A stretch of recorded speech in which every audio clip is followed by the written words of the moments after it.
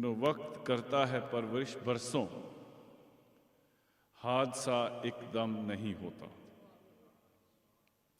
What the poet here is trying to, probably a poet of history, what he's trying to tell us here, that an event, a momentous event that takes place in history, it doesn't just happen overnight. It doesn't just occur randomly, but there are long-term and short-term causes for a momentous event to occur. If you just look at the history of Karbala, or the tragedy of Karbala,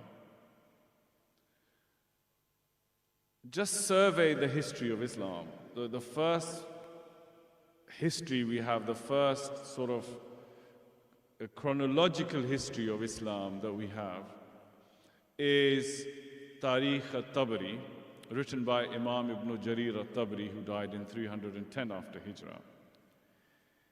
In that voluminous work, it has like 10, 15 volumes.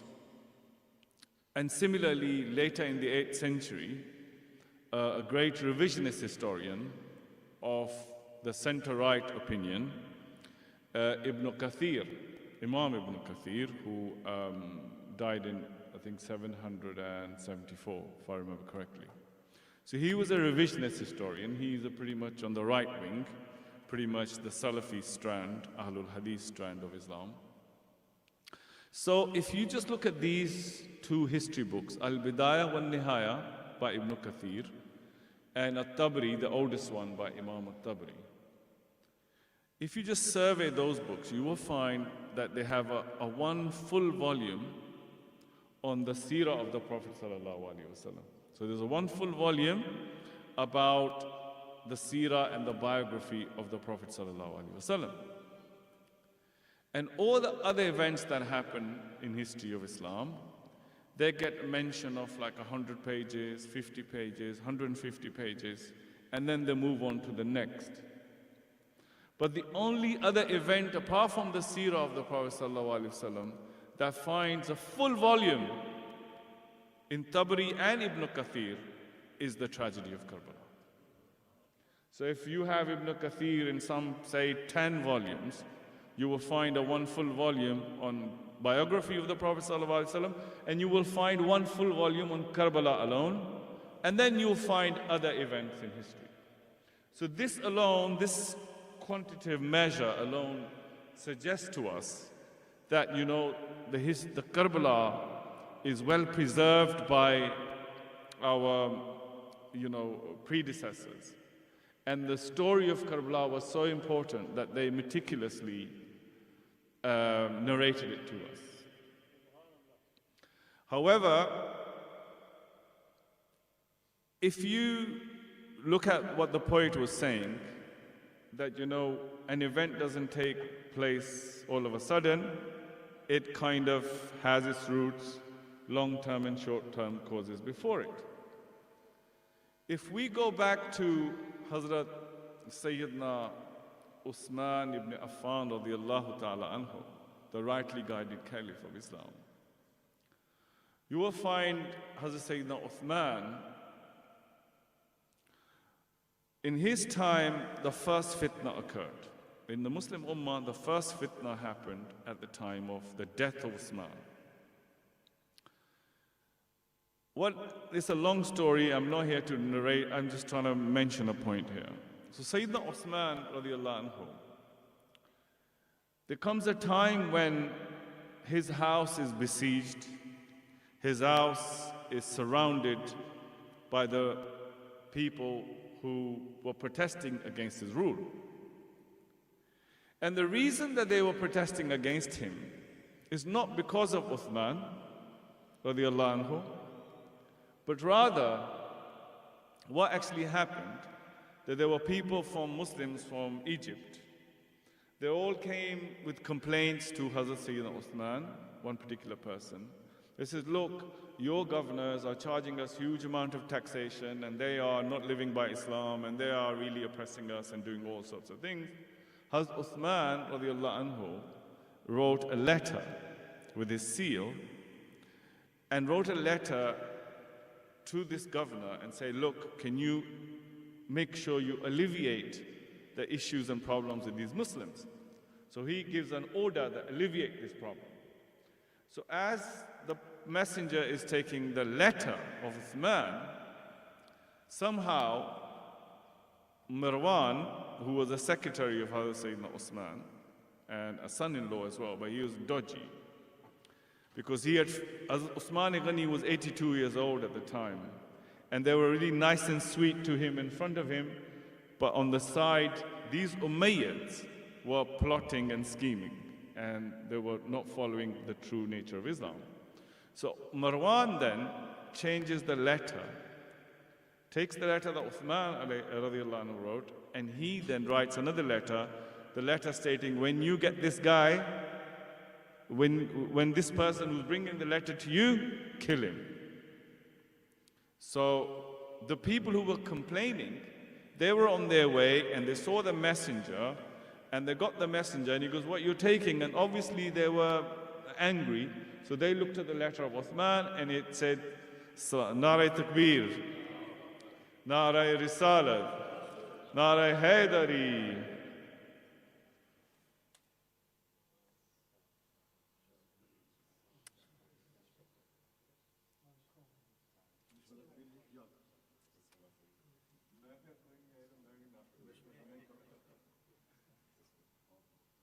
Okay, we welcome Janab Ustaz al-Ulama, Syed Hasnain Bukhari, mashallah.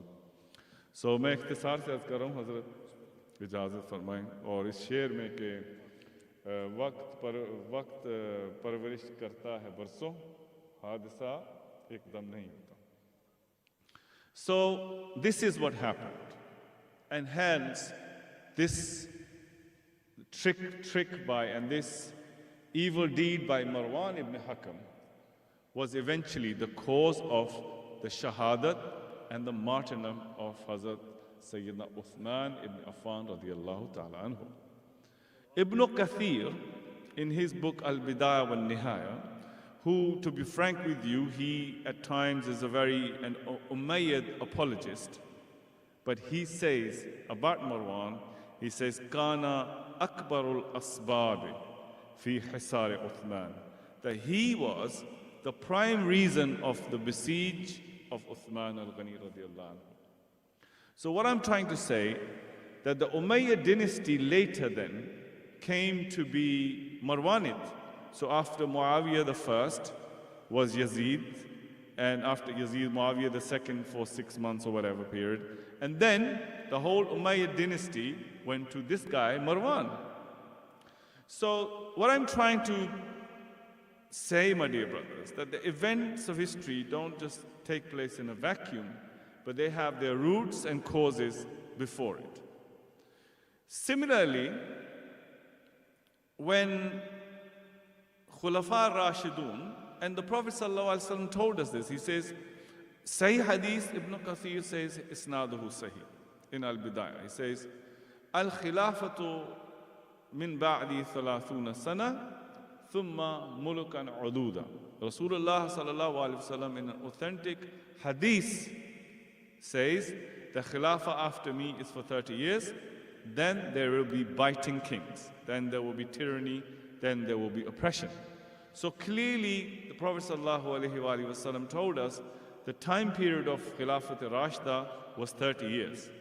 In another hadith, he says, Alaykum bi sunnati wa sunnati al-khulafai rashidin, that upon you is the path of Khulafai Rashidun. But we don't know who the Khulafai Rashidun are. There are no names here. So this second hadith that I said 30 years after me, if you read them two together, you know who the real Khulafa Rashidun are. Hazrat Sayyidina Abu Bakr Siddiq, Sayyidina Umar al-Faruq, Sayyidina Uthman al-Ghani, Sayyidina Imam Ali, and Sayyidina Imam Hassan, Ridwanullah alayhim ajma'i. So these are the Khulafa Rashidun. Khulafa Rashidun times, there was no oppression, there was no tyranny, there was no political corruption, there was no moral corruption, there was no financial corruption. But that's why the Khulafa Rashidun time was perfect. in a way, minus this Marwan scheming. So then after the Khilafat-e-Rashida finished, slowly the worldly tribalism and these kind of things then crept into the Islamic ruling and the empire. There was political corruption, for example, when Hazrat Sayyidina Abdullah ibn Umar radiallahu anhu, this is in Fathul Bari, Sahih Asnad, this is hadith literature, it's not tariq. They were bribing him. Say, look, take 100 grand of the time, and you know, when the time of Yazid comes, do his bay'ah. And Hazrat Abdullah ibn Umar says that inna dini idhan la rakhis, that my deen has become so cheap that you're buying me for the election of Yazid. This is in Fathul Bari and Zahabi and Sanadu Sahih. What I'm trying to say, that slowly what's happened was that the Khilafat was slowly being corroded. From what they received, Khilafat-e-Rashida, it had become tribal. Those you know, things that Hazrat Umar ibn Khattab radiallahu anhu, Amirul Mu'mineen, and I think the best Khalifa Rashid, he was in his house and the people were waiting for him. And they knocked on his door and he's taking long, and they says, oh, you have become the Caesar and the Qisra. You become a king now. You're making us wait for the time. And then Hazrat Umar, when he comes out, radiallahu anhu, and he says, look, the problem is I only have this one dress. I washed it and I was drying it. And that's why I took my time, because I was washed it. Hazrat Umar radiallahu ta'ala anhu, if he wanted, he could have, you know, done something to the treasury, but not a single penny. But what happened later, that the treasury was used, you know, so in the times of Hazrat Ali, karamallahu wajh, look, this is I want to really get to the bottom all of it. I know you're all intelligent people, you all went to colleges and universities. There's no point me shouting out things and just trying to explain a few things here. In the times of Hazrat Imam Ali, karamallahu wajhul kareem, Hazrat Imam Azam Abu Hanifa radiallahu anhu says, and Hazrat Imam Shafi'i radiallahu anhu says, for example, and it's absolutely 100% from them. They said that had it not been the time of Ali fighting the rebels, remember Imam Ali had these battles of Jamal, Siffin and Nehrawan. It goes, had it not been Imam Ali fighting the rebels, we would have not had the rulings in Islamic jurisprudence about the rebels. Because the Quran and Sunnah are silent on what to do when there was a rebellious group amongst the Muslims. Because in the times of the Prophet ﷺ, he's the leader, he's the Prophet ﷺ. Then after him is Khulafa Rashidun. There is no rebellion. The definition of rebellion is when people either take some over a land and try to implement their rules, or when people rise up against a just ruler to topple him. It's not about, oh, we're not going to pay zakat. So this is the definition of a rebel. So Hazrat Imam Azam Abu Hanifa says, if it wasn't for Hazrat Ali, we would not have in jurisprudence of how to treat the rebels. It's through the example of Hazrat Ali that we know how to treat the rebels. Look at the difference between Imam Ali and Imam Hussein. In the times of Imam Ali, the rebels were those who had got some land and they declared themselves the rulers. But in the times of Hazrat Imam Hussein, it was the ruler that was a tyrant and unjust, that Imam Hussein rose up against him. So do you see what's actually happened in history? Slowly and slowly, political corruption, financial corruption, moral corruption has seeping in. And I'm just kind of concluding very soon. What's happened? When Yazid was a young boy, Ibn Asakir, Ibn al-Bidayah wa Nihaya, Look, this is a matter of history, okay? Some people, they say, okay, where does it say in hadith? There was no hadith. Some things are only mentioned in history. ये सारे उलमाए किराम ये कहते हैं हजरत उमर बिन अब्दुल अजीज रज़ी अल्लाह ताला अन्हु खलीफा राशिद हैं. हम मानते हैं बनु उमैया के बंदे थे, लेकिन हम कहते हैं ठीक है खलीफा राशिद थे. लेकिन इन्हीं से मौलवियों से पूछो कि भाई इसका सबूत किधर है, तो कहेंगे तारीख में. तो ये क्या हुआ कि मीठा मीठा हप हप और कड़वा कड़वा थू थू, ये क्या हुआ कि जब तो आड़ा अपनी गोगी लग गए तो हिस्ट्री रिलायबल है, और जब हम कहें तो हिस्ट्री रिलायबल नहीं है. तो यजीद इमाम तबरानी के हवाले से इब्न कसीर अल-बिदाया व निहाया में लिखता है कि यजीद जब छोटा था तो यजीद शराब पीता था. तो शराब पी के उसके बाप ने उसको पकड़ा और फिर बड़ी नसीहत की और कहा कि कई ऐसे लोग हैं जो दिन को, he says, I'm sorry, I just lost, I think I should switch back. So Yazid, when he was young, he was caught drinking. He was an alcoholic. And Hazrat Sayyidina Abdullah ibn Zubair radiallahu anhu, the great Sahabi, called him Sakran, the drunkard. And then when Yazid was older, he came to do Hajj with his father at the time. Imam Hussain ibn Athir al-Kamil, you can see, Ibn Asir al-Jazri in his Kamil, he says that when Imam Hussain and Sayyidina ibn Abbas went to see Yazid in his tent during the time of Hajj, Yazid was drinking, the foul smell is coming, and he goes, oh Khuda, astaghfirullah, what are you doing? And he goes, oh, come Hussain, have some. And Imam Hussain just left the tent. So Imam Hussain alayhi salam knew the character and the kind of Yazid. So when Imam Hassan alayhi salam gave the government on the basis of these conditions, and those conditions were obviously broken, but the Ahlul Bayt remained quiet. But when it was the time of Imam Hussain, when they realized that it was a power, it wasn't about iqtidar. Okay, Durushi padhe ek dafa, Allahumma salli ala Muhammadin wa ala ali Muhammadin wa barik wa sallim wa salli alayhi. All right, 4 minutes are finishing. But the thing is, this is, I hope you're following me here. So I've just contextualized the event of Karbala for you. When the time of Yazid, when Yazid became the Khalifa of, the Caliph of the Muslims, Imam Hussain alayhi salam rose up against him. There were only 72 people that were martyred at the plains of Karbala. Of these 72 people that were martyred, then the caravan of Imam Hussain went to, they were paraded into Kufa and Damashq. Did you know that there were 32 women amongst the caravan of Karbala? 22 women were of the family, wives, sisters, and daughters of the Ahlul Bayt. They were paraded through the streets and bazaars all the way to Damashq. Why did Imam Hussain do all this? What was the need for it?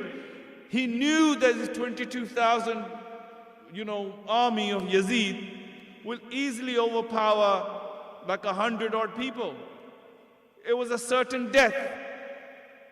But Imam Hussain knew that Rasulullah sallallahu alayhi wa sallam said that inni tarikun fikum uthaqalain, that I am leaving two things behind, Quran and itratu Ahlul Bayt, Quran and my Ahlul Bayt.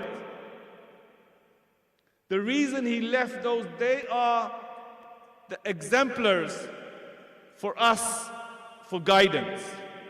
So Imam Hussain alayhi salam, had he paid allegiance to Yazid, the whole of Islamic morals would have been destroyed. So ye jo jang thi, ye iqtidar ki jang nahi thi, ye aqdar ki jang. This fight at Karbala was not the fight for power, but it was fight for values. Imam Hussain alayhi salam went into certain death of himself of his children, of his companions, and he even knew how they would treat the women of Ahlul Bayt, the women whose heads have never been uncovered. They were paraded through 33 villages all the way to Damascus. He knew all this tragedy will happen to the Ahlul Bayt, but he was preserving the deen. And this is finally, I say, Rasulullah sallallahu alaihi wasallam says, Husaynun minni wa ana min Husayn. That Hussein is from me and I am from Hussein. Look, every grandson is from the grandfather. But what does it mean that I am from Hussein? What does it mean the Prophet say that Hussein is from me, but I am from Hussein? It clearly means that whatever Hussein did is what I would have done if I was in position. So Imam Hussein was preserving the values. और आखिर में देखो, पाकिस्तान में Parvez Musharraf dictator के ज़माने में वो एक मस्जिद है इस्लामाबाद में, उस पर उन्होंने पुलिस और आर्मी ने हमला कर दिया और वो काफ़ी लोग मारे, और वो जो मौलवी साहब थे वो सारी दिहाड़ी अमीरुल मोमिनीन यजीद लाई रखना है, हमेशा वो अमीरुल मोमिनीन यजीद, वो बुर्का पहन के भाग गया। तो बाद में जब उसका इंटरव्यू हुआ कि मौलवी साहब क्या हुआ तो कहता है करबला करबला करबला। सारी जिंदगी करबला का इनकार करते हो तो all of a sudden Karbala. जो करबला के मानने वाले होते हैं मेरे दोस्तों, वो हर जमाने में होंगे, वो कैद में हो तो हुसैन के फॉलोअर रहेंगे। वाखिर दावाना अनिल हम्दुलिल्लाहि रब्बिल आलमीन।